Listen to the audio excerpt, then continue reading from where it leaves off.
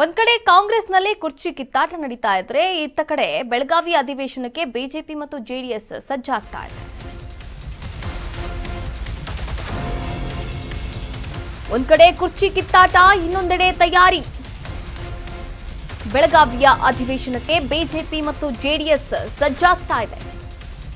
ಕೇಂದ್ರ ಸಚಿವ ಎಚ್.ಡಿ.ಕೆ. ಅಶೋಕ್ ನೇತೃತ್ವದಲ್ಲಿ ಸಭೆ ಕೂಡ ನಡೀತಾ ಇದೆ. ಇವತ್ತು ಬೆಂಗಳೂರಿನ ಖಾಸಗಿ ಹೋಟೆಲ್ನಲ್ಲಿಂದು ಉಭಯ ನಾಯಕರು ಮೀಟಿಂಗ್ ಕೂಡ ಮಾಡಲಿದ್ದಾರೆ.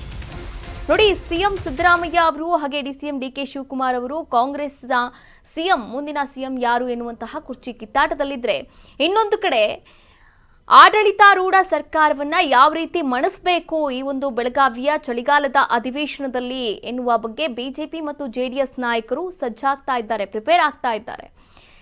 ಕೇಂದ್ರ ಸಚಿವ ಎಚ್.ಡಿ. ಕುಮಾರಸ್ವಾಮಿ ಅವರು ಅಶೋಕ್ ಅವರು ಕೂಡ ಇವತ್ತು ಒಂದು ಸಭೆಯನ್ನು ಮಾಡಲಿದ್ದಾರೆ. ಸಭೆಯಲ್ಲಿ ಯಾವ ವಿಚಾರಗಳ ಬಗ್ಗೆ ಬೆಳಗಾವಿಯಲ್ಲಿ ನಡೆಯುತ್ತಿರುವಂತಹ ಈ ಚಳಿಗಾಲದ ಅಧಿವೇಶನದಲ್ಲಿ ಸರ್ಕಾರವನ್ನ ಯಾವ ರೀತಿ ಕಟ್ಟ ಹಾಕಬೇಕು, ಹಾಗೆ ಯಾವ ವಿಚಾರಗಳನ್ನ ಪ್ರಸ್ತಾಪ ಮಾಡಬೇಕು, ಈ ಬಗ್ಗೆ ಇವತ್ತು ಸಭೆಯನ್ನ ಮಾಡ್ತಾ ಇರುವಂತದ್ದು ಬೆಂಗಳೂರಿನ ಖಾಸಗಿ ಹೋಟೆಲ್ನಲ್ಲಿ.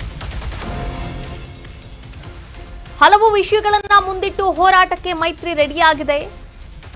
ಕಬ್ಬು ಬೆಳೆಗಾರರ ಧರಣಿ, ರಾಜ್ಯಾದ್ಯಂತ ರಸ್ತೆ ಗುಂಡಿ, ಶಾಸಕರಿಗೆ ಅನುದಾನದ ವಿಳಂಬ, ಅದರ ಜೊತೆಗೆ ಸರ್ಕಾರದ ವೈಫಲ್ಯ, ಎಸ್ಸಿ ಎಸ್ಪಿ ಟಿಎಸ್ಪಿ ಹಣ ಗ್ಯಾರಂಟಿಗೆ ಬಳಕೆ, ನಿರುದ್ಯೋಗ ಸಮಸ್ಯೆ, ಸರ್ಕಾರಿ ನೇಮಕಾತಿ ವಿಳಂಬವಾಗ್ತಾ ಇದೆ, ಆಡಳಿತ ಪಕ್ಷದ ವೈಫಲ್ಯಗಳ ಕುರಿತು ಸಭೆಯಲ್ಲಿ ಚರ್ಚೆಯನ್ನ ಕೂಡ ಮಾಡಲಾಗುತ್ತೆ.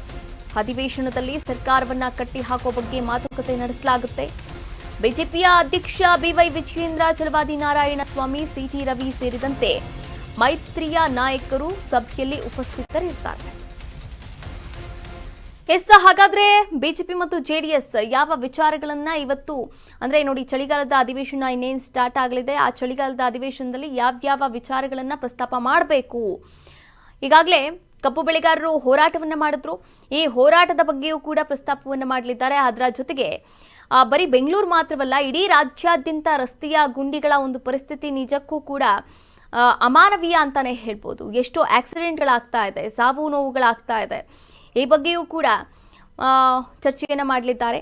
ಇನ್ನು ಶಾಸಕರಿಗೆ ಅನುದಾನ ವಿಳಂಬವಾಗ್ತಾ ಇರುವಂಥದ್ದು, ಸರ್ಕಾರದ ವೈಫಲ್ಯ, ಎಸ್ಸಿ ಮತ್ತು ಎಸ್ಪಿ ಟಿಎಸ್ಪಿ ಹಣವನ್ನು ಗ್ಯಾರಂಟಿ ಯೋಜನೆಗಳಿಗೆ ದುರ್ಬಳಕೆಯನ್ನು ಮಾಡಿಕೊಂಡಿದ್ದಾರೆ. ಈ ಬಗ್ಗೆಯೂ ಕೂಡ ಧ್ವನಿಯನ್ನ ಎತ್ತಲು ಪ್ರಯತ್ನವನ್ನ ಕೂಡ ಮಾಡೋಕೆ ಸಜ್ಜಾಗ್ತಾ ಇರುವಂಥದ್ದು ಇತ್ತ ಬಿಜೆಪಿ ಮತ್ತು ಜೆಡಿಎಸ್ ಪಡೆ.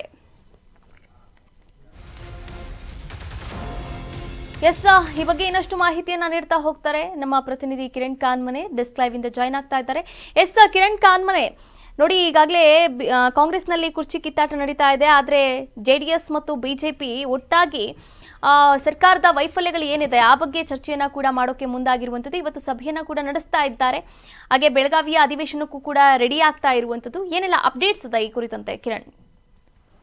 ಹೌದು, ಏನು ಮುಂಬರುವ ಡಿಸೆಂಬರ್ 8ರಿಂದ ಆರಂಭವಾಗುವಂತಹ ಏನು ಬೆಳಗಾವಿಯ ಮುಂಗಾರು ಚಳಿಗಾಲದ ಅಧಿವೇಶನಕ್ಕೆ ಈಗಾಗಲೇ ಮೈತ್ರಿ ನಾಯಕರು ಇವತ್ತಿನಿಂದ ತಯಾರಿಯನ್ನು ನಡೆಸೋದಕ್ಕೋಸ್ಕರ ಖಾಸಗಿ ಹೋಟೆಲ್ನಲ್ಲಿ ಇವತ್ತೊಂದು ಸಭೆಯನ್ನು ಕರೆದಿರ್ತಕ್ಕಂಥದ್ದು.